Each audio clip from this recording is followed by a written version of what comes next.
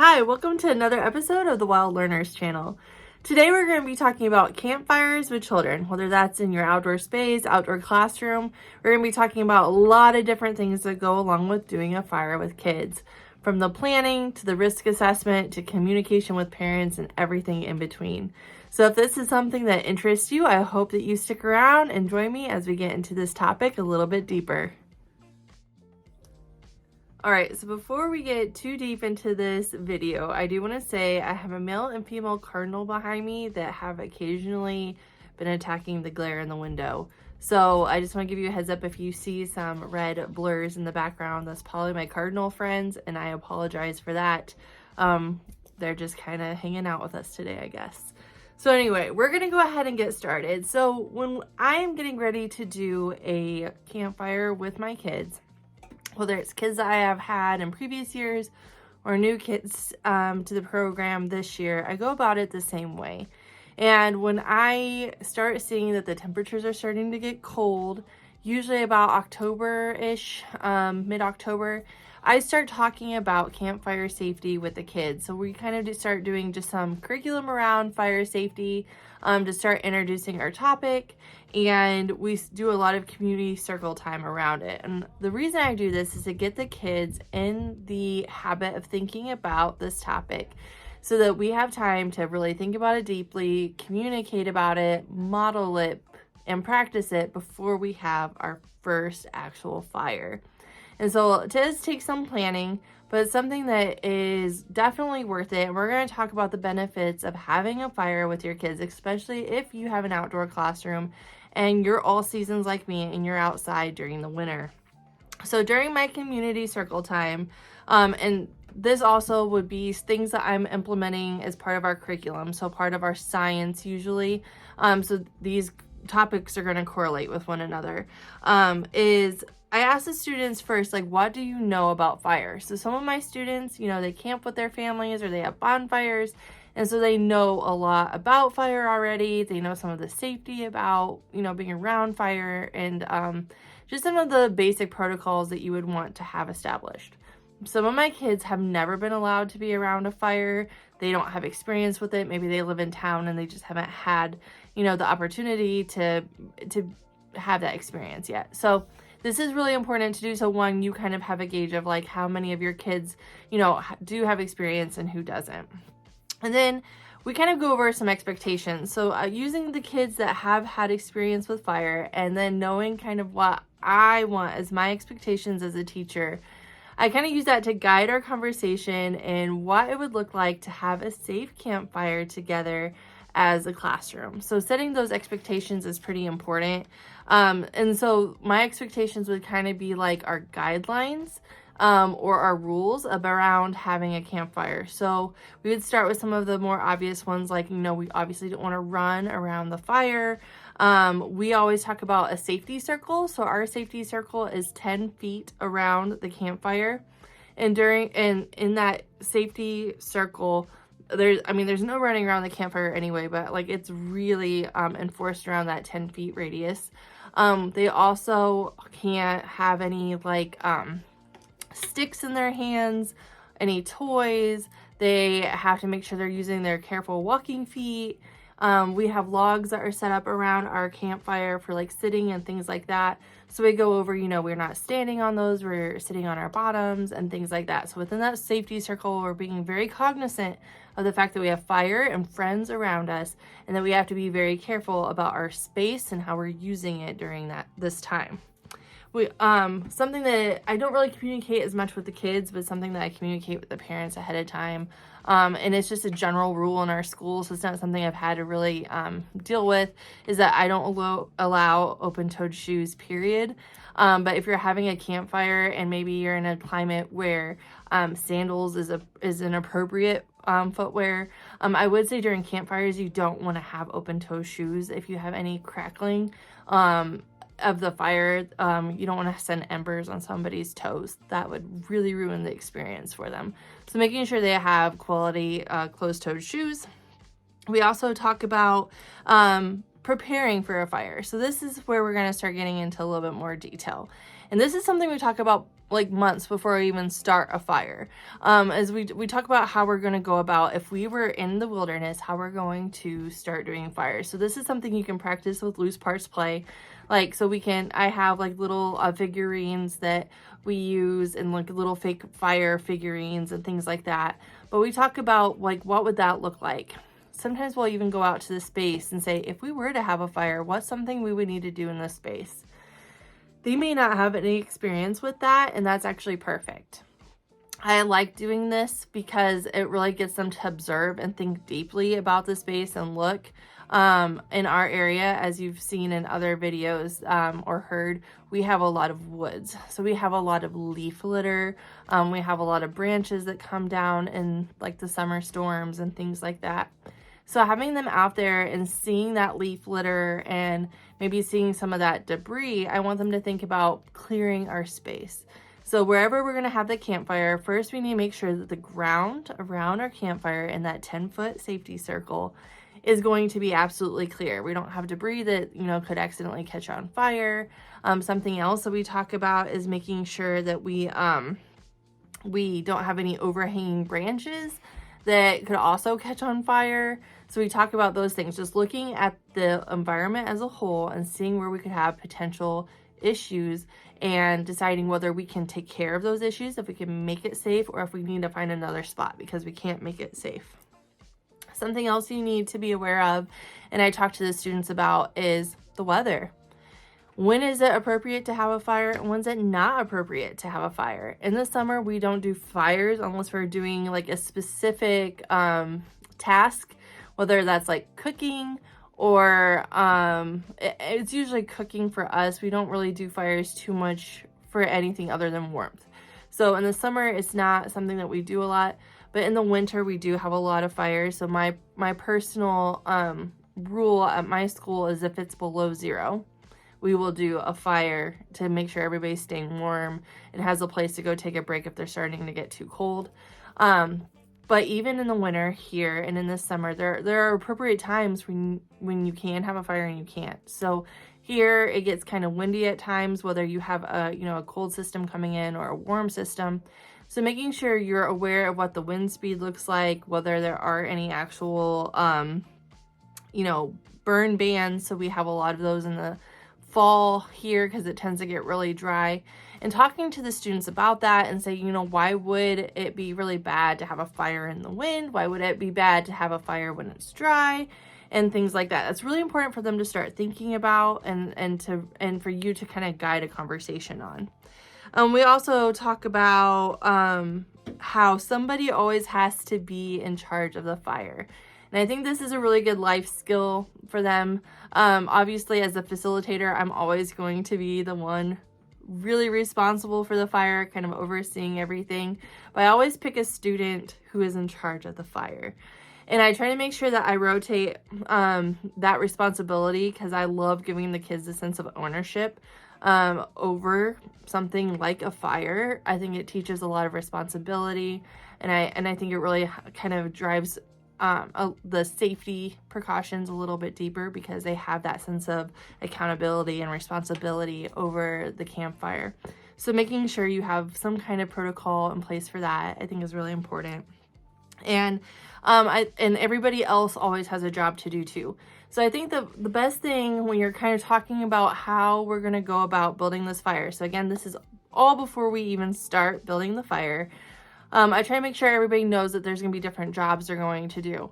So, there's going to be different students that are getting kindling for us. There's going to be, some students going and filling up buckets of water for us. There's going to be some students who are going to be in charge of using the ferro rods and getting the fire started. And all these jobs I rotate so everybody gets a chance to do them. But making sure that everybody has a job. And that's, if you think back to some of our other episodes when we've talked about getting student buy-in for learning, this is a huge part of it. If they're actively involved, they have responsibility, they have accountability in this experience. So they're going to be a lot more likely to respect and follow the parameters that you have set around this activity. And I think that that's a very important part the most important part probably, to your risk assessment. If you can have their buy-in, you can have their respect for the job that they're doing, we're going to prevent a lot of possible situations, like right off the bat, by having them have jobs and having personal buy-in into this. So some of the other things that I think that is really good to think about, and just some general stuff, if you're not familiar with having fire in general, I really encourage you to go do your own research. If you're experienced with maybe having like a family bonfire, I mean, that's a really good start, and that's kind of where we're starting with this. That's kind of the baseline. But with my students here, for safety reasons and for environmental impact, I really don't believe in using any liquid fire starters. It just introduces a lot of needless risk into the situation. And we're going to talk about how we start our fires here without using those types of things. And I'm very, very adamant that fire is a tool and not a toy. So, and we'll get into that a lot more. So those are just kind of the basic things that I think about, that I'm teaching beforehand, so that they have the understanding when we then go into this next step, which is going to be modeling how to act around the fire, how to build a fire. We may practice it outside without having an actual fire first. There have been times where I've even just taken a 5-gallon bucket and set it in our fire ring and been like, okay, this is our fire. How are we going to act around our fire? And practiced it that way. So after you've thought about all the parameters and all of the safety measures you want to have in place, and you've taught the kids the safety measures, you went over the different roles and responsibilities of having a fire, and then modeled and practiced those things, then I think you're ready to start your own fire. And I'm going to talk about how I do that here. There's lots of different ways to start a fire. There are lots of great resources on building fires, but I'm going to tell you how I've done it here, because it's been very successful. I haven't had any issues, and I think that this is a really good model for how to do it in a forest school type setting. All right, so we have gone over setting up the expectations, modeling and practicing those behaviors. So now you're ready to have your first campfire, which can be kind of anxiety driven, right? Because you've seen them practice, but now we're getting ready to do the real thing. So there's real risk involved, right? And that can always be kind of hard for us adults. But I assure you, if you have gone through and made sure everybody has a job, and you've been clear and you've practiced and you modeled, it is truly time to trust the kids and know that this is actually going to be a very positive experience. So we're going to get into that. The first thing you're going to need to remember, though, when you're getting ready to start your actual fire with your class or your own kids, is going to be to lead by example. So all those things that we have just talked about, with the fire safety and the, 10-foot safety circle and things like that, you're going to want to make sure that you are modeling that. So if maybe at home, if you have a fire and it's getting ready to go out, you might stamp it out with, your boot or whatever. You might just do that with your own family. I would not recommend doing that with kids, because you're modeling that that's an appropriate behavior. So if that's something you would normally do, you need to make sure that you have yourself checked and know that in this space where, there's a certain way you're going to behave and not do that. I think that it's also important to remember that bigger is not better when it comes to forest school fires. So you can actually have a lot of benefit from a small fire. You still get a lot of heat. You can still do cooking. It doesn't take a big fire. Big fire does not mean more heat. A big fire just means a longer burn time. And depending on how long you're going to be outside, you want to make sure you're building an equivalent fire to that time, because you don't want to waste a whole bunch of wood by having to smother it, which doesn't always work if you have a lot of an ember bed. It may be really hard to put that fire out, so it's just easier to start small. I also think that on that first day, you need to make sure that you have a first aid kit ready and with you, which most of us do. If we're outside with kids, you should always have a first aid kit on you, but make sure that you have the appropriate items in there for fires. So making sure you have a burn kit in there with some gel, burn gel and things like that, just in case. And always make sure you have your bucket of water ready. So I make sure that my kids that are in charge of having the water have that done before we even start the fire. So we have our water there already before we're even ready to start the fire. I think that's really good because it kind of just signals to the kids that this is a serious job, that there are serious complications that could happen if we don't take our jobs seriously. And it's also just really good to be prepared just in case something unexpected happens as well. And then again, talking about our rules, I talk about our rules right before we start our fire. Like, you know, we're not going to throw anything into the fire. We're not going to run in our safety circle and things like that. So then I feel like we're ready to start our building of the fire. So I have, like I said, my students have different roles. And so I will ask my students that are going to get kindling to start getting kindling. So we use the woods beside us, or I might have already planted some good dry kindling for them to find. I think that's really important as a facilitator to know if there's actual resources out there that are available, and if not, making sure that there are. So for me, when it comes to building a smaller fire, but one that's still going to provide heat for the kids, I have two different sizes of kindling I usually use. And I kind of use my own pinky as a guide. So the smallest amount of the smallest size of kindling is going to be about the size of my pinky, because that's going to get hot and catch fire first. And that's going to kind of be my base. And then I'll start finding bigger kindling that's maybe, you know, about the size of like my thumb, I guess, would probably be a good measure. I don't ever use wood that's wider than my wrist. There's just no need, because we're not going to be out there for more than a few hours. And I can keep adding wrist-sized wood as needed, and it's going to be a perfect burn. It's going to keep the fire to a more manageable size, and it's not going to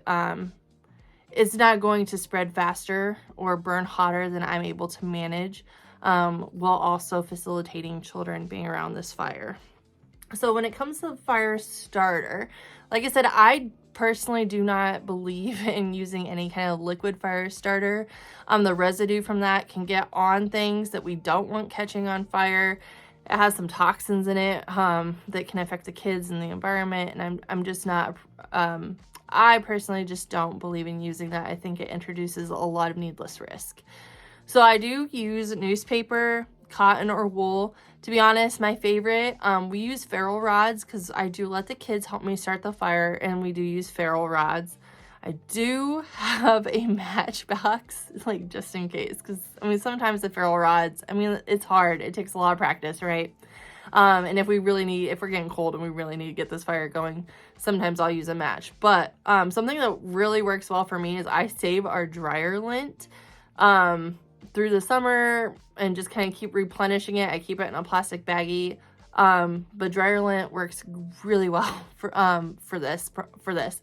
Something else I think is really fun to do with the kids is finding other things that you can use as a fire starter, like Fritos and Doritos and like things like that, Cheetos. They love seeing that stuff used as fire starter, and it's really just kind of adds to the interesting component of the fire. I typically use, there's two main types of fires that you can build. There's like a teepee style, and then there's like a log cabin style fire. I tend to use the teepee style. I like to do that just because it kind of helps contain the heat more to the center. And I find that it doesn't tend to like spread out as, you know, everything's burning down and kind of coming down. But that's probably just a me thing because I'm more familiar with the TP style. If you're not familiar with those two different types of styles, it's easy to Google. The TP style is exactly what it sounds. So I'll put the lint down, have the kids use the ferrule rods, and hopefully get a spark going. We have that pinky sized tinder ready to put on top once we kind of get that flame going to start getting it hot. And then once those pinky sized kindling starts catching on fire, then I start adding the thumb size, and that's how we kind of start building our fire till eventually we're able to put the wrist size ones on and actually have a steady fire that's really going well, and we have a good bed of embers underneath. So that's how, I mean, it's really that simple. It does take practice. If it's not something you're familiar with, I would suggest doing some practice runs on your own. It's really hard to facilitate how to start a fire if you're inexperienced with how to start a fire. And the kids sometimes will start getting kind of discouraged with the ferro rods if it's not going right away. And if you haven't had practice doing that yourself, it's going to be really hard for you to be able to kind of give them hints and tricks to how you've been able to get it going. If you are experienced in fire building, which I am, and there are still times that it is really hard, you know, if it's damp at all outside, it can be kind of difficult to get it going. In the winter, it can be kind of hard because, like, you know, you have snow, you might have active snow coming down. It can just feel like it's taking a little bit longer than it should. Part of that could be just because you're cold. Have matches ready. It's not worth getting the kids frustrated and disinterested in what's going on. Just get it started, and they'll still be really excited about what you're doing. They'll still be actively engaged, which is what we want. We want to keep them actively engaged so they remember the rules, so they're in that mindset of how to be safe around the campfire. Again, just some more safety things. This isn't going to be a super long episode. I think this is pretty basic, but we're going to get into why I think you should have campfires here in a second. But just some more safety things around the campfire. I think some of the best wood to burn is your ashes, which we have a lot here in Indiana, and oaks. And we have a ton of oak actually on our property. So that's typically what we use. I would avoid using woods like chestnuts and willow. They have a lot more water content in them, and they tend to actually like kind of explode or send a lot of embers flying. They crack a lot. And those embers, the sound sounds like a firework going off, which can really be scary to a lot of kids that are inexperienced with fires. And again, it introduces some risk that I don't think is needed by shooting off those embers. And they usually have a really dense smoke, which smoke is something you're going to deal with anyway with a campfire. And a lot of kids, you know, will start getting the watery eyes and like burning from the smoke. So if you can minimize that experience, I would. And again, those chestnuts and willows, they tend to have a lot heavier, denser smoke. And so we want to make sure that we are trying to make this a really good experience for them, something that they'll enjoy. We want them to utilize the fire if they're getting cold. So we don't want the smoke to discourage them from coming to the fire if they're starting to get cold. So make sure you're kind of thinking about those things as well. I think the biggest thing, again, is just going over the protocol with the kids before you even start. Doing test runs by modeling and practicing without an actual fire, and making sure when you do have your fire that you have all of the items that you need before you start. Making sure that you've pre-scouted the area, that you have made sure that all of the kids understand what their rules are going to be, and you're going to have a really great time with the kids. So in this next section, we're going to talk about why you need to have a campfire, why I think campfire is essential to a nature-based program, and why I think that the benefits outweigh the risks. So all my parents know before they even come to the first day of school that we do campfires, and I have a section in my parent handbook talking about when and why we have campfires. I think that's essential to your program. I think that communicating that well with parents to make sure that they understand will prevent a lot of anxiety later when you do go to do it. And I think having those conversations before you actually have a fire with parents who maybe have some concerns is just going to be a lot easier to deal with it before you actually have a fire. To be honest, in my experience, I've had very few parents who are concerned about the fire. I've actually had more parents concerned about being out in the cold than the actual fire itself. So again, that's what's going to kind of lead us into why you should have a campfire in your nature-based school. So I want to teach my kids, my students, my own children that being out in nature, no matter what time of year it is a joy. You know, there are different precautions that we have to take for each season. In the summer, you know, we need to make sure we're hydrated, that we're watching for our skin getting burned, you know, making sure that we have eye protection or hats or whatever that, that situation would call for. And just like summer, winter has its own precautions, right? We need to make sure we're staying warm, that we're staying dry, and that we're kind of watching, for hypothermia and frostbite type situations. And we can do that very effectively by having a campfire. A campfire is very preventative in those things, and it's a necessary thing if you're going to be out in, certain weather for long periods of time, even with the appropriate clothing. I think the appropriate clothing is great for, those like 30s, 40s type weather, maybe even your like upper 20s. But once you start getting a little bit colder than that, if you're going to be out for any long period of time, or the colder it gets, even the shorter amounts of time, you need to have an external heat source, just because kids have a lot harder time regulating their body temperature. And they're not always as aware of the signals that their body's sending them if they are getting too cold. And so having a campfire will just help prevent that, and it will just keep them safe. So obviously safety is number one for me. Obviously being warm is going to make being outside more enjoyable in the winter. I want the kids here and my own children to know that being outside in winter is an enjoyable experience. Just because it's winter doesn't mean we should hide, inside. We still need to be outside and active and engaging with nature. There's plenty to do and see in the winter as well, and I want them to understand that.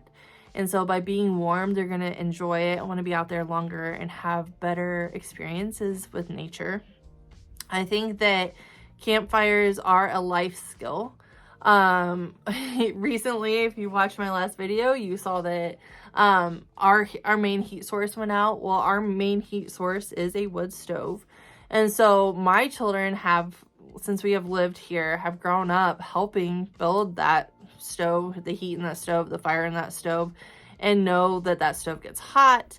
And I mean, with running a program out of my home, the students that come here also share in not the building of the stove, because it's, the fire is going when they get here, but knowing to be safe around that stove because it's hot, it has an active fire in it, and they've seen me feeding the fire and things like that.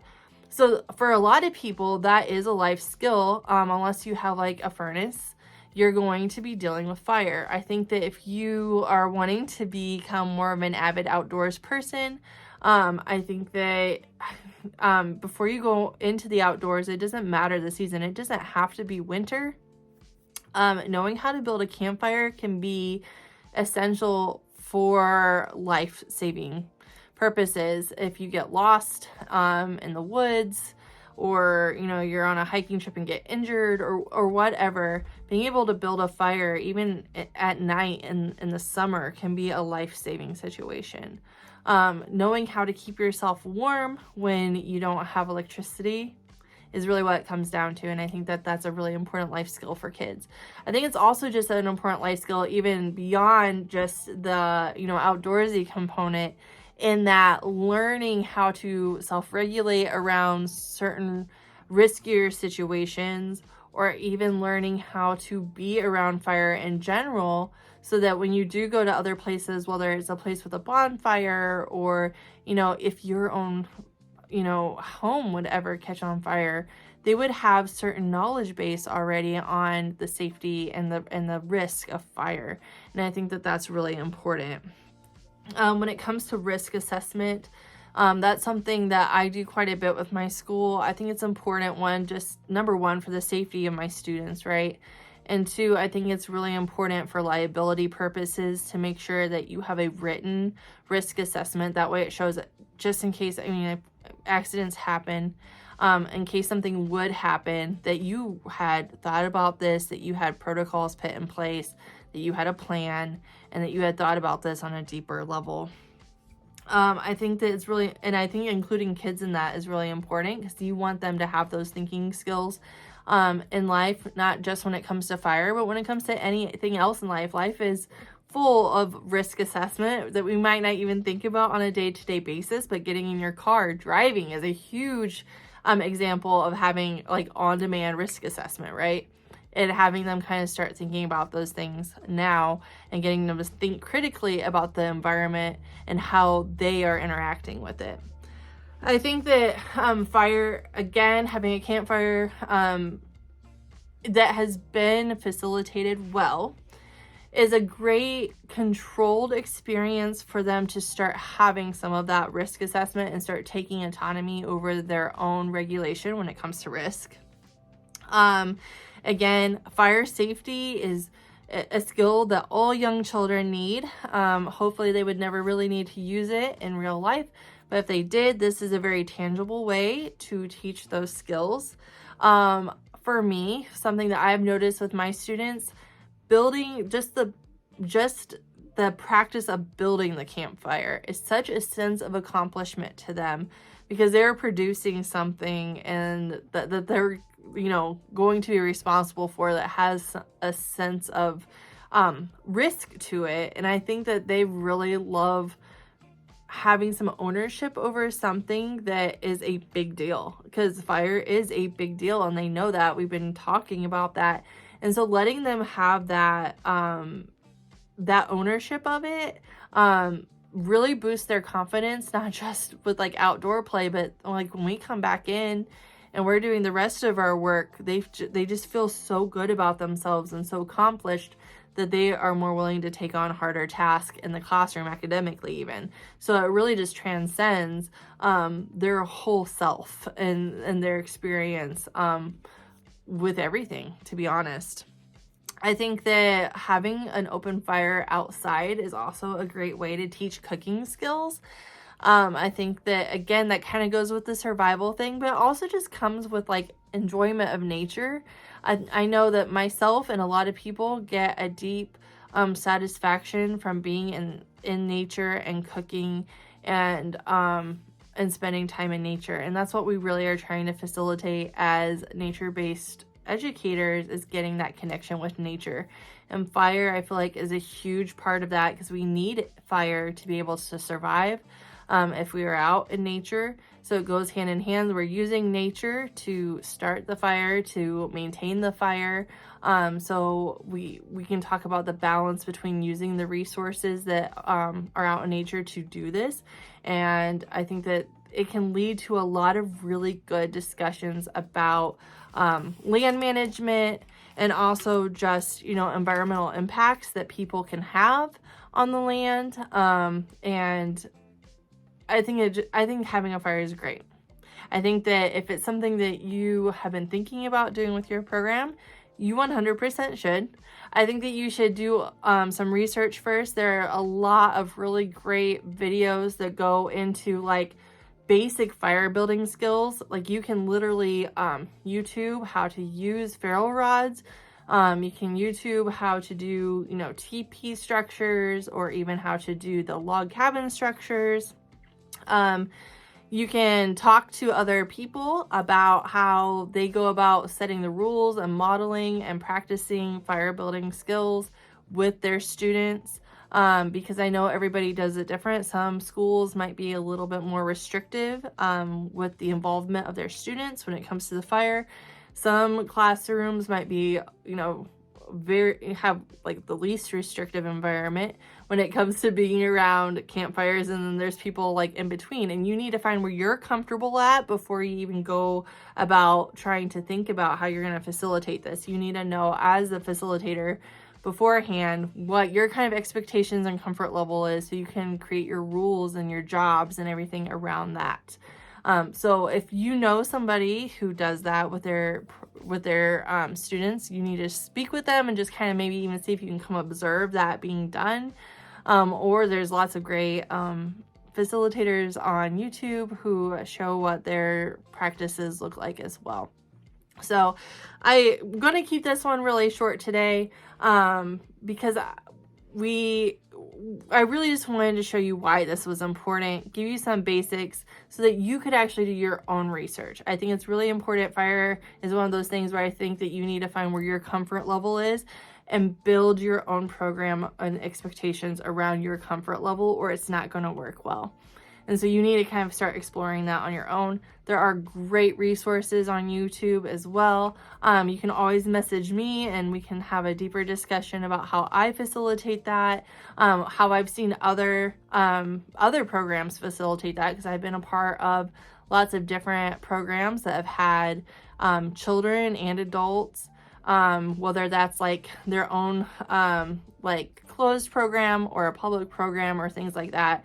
And we can talk about, you know, where your comfort level was with, you know, what you're seeing.